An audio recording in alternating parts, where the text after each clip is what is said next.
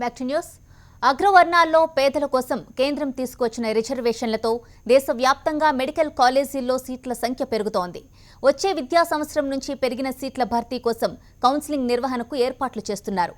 దీనికి సంబంధించి Indian medical council కూడా ప్రతిపాదనలు పంపాలని రాష్ట్ర ప్రభుత్వాలకు లేఖలు రాసింది.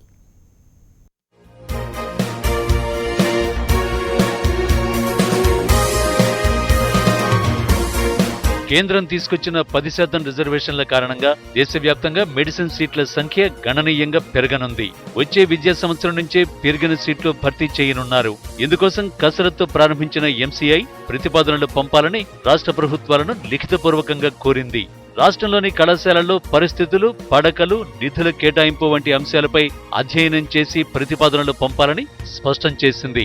ముఖ్యంగా ఏపీ విషయానికి వస్తే ప్రస్తుతం రాష్ట్రంలో 18 ప్రభుత్వ, 12 ప్రైవేటు వైద్య కళాశాలలు ఉన్నాయి. ప్రభుత్వ కళాశాలల్లో ఉన్న 1900 సీట్లు, ప్రైవేటులో ఉన్న 2700 సీట్లతో కలిపి మొత్తం 4600 మెడికల్ సీట్లున్నాయి.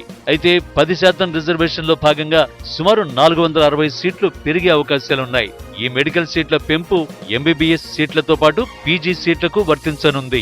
పెరిగిన సీట్లు 2020-21 విద్యా సంవత్సరం నుంచి అందుబాటులోకి రానున్నాయి. కేంద్ర ప్రభుత్వం ద్వారా ఈ ఇచ్చే 10% రిజర్వేషన్ తప్పనిసరిగాను మేము స్వాగతిస్తాం. అదేవిధంగా ఈ 10% రిజర్వేషన్ ఏ క్రియాశీలక బేసిస్గా విద్యార్థులకు వెనుకబడిన ఉన్నత వర్గాల్లో వెనుకబడిన వాళ్ళకి ఇస్తానన్నారు. అది ఆర్థిక పరంపరంగానా లేకపోతే వాళ్ళ సామాజిక పరంపరంగానా ఏ విధంగా ఇస్తున్నారన్న చూసుకోవాలా.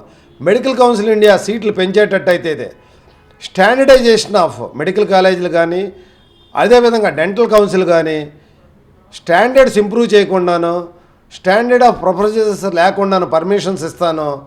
దీన్ని భ్రష్టు పట్టించే దశగా తీసుకెళ్లొద్దని కోరుకుంటున్నాం. 4600 సీట్లు ఉంటే ఈ 10% రిజర్వేషన్తో కలిపి 460 కొత్త ఎంబీబీఎస్ సీట్లు, అదేవిధంగా పీజీ సీట్లు కూడా పెరిగేటువంటి అవకాశం ఉంది.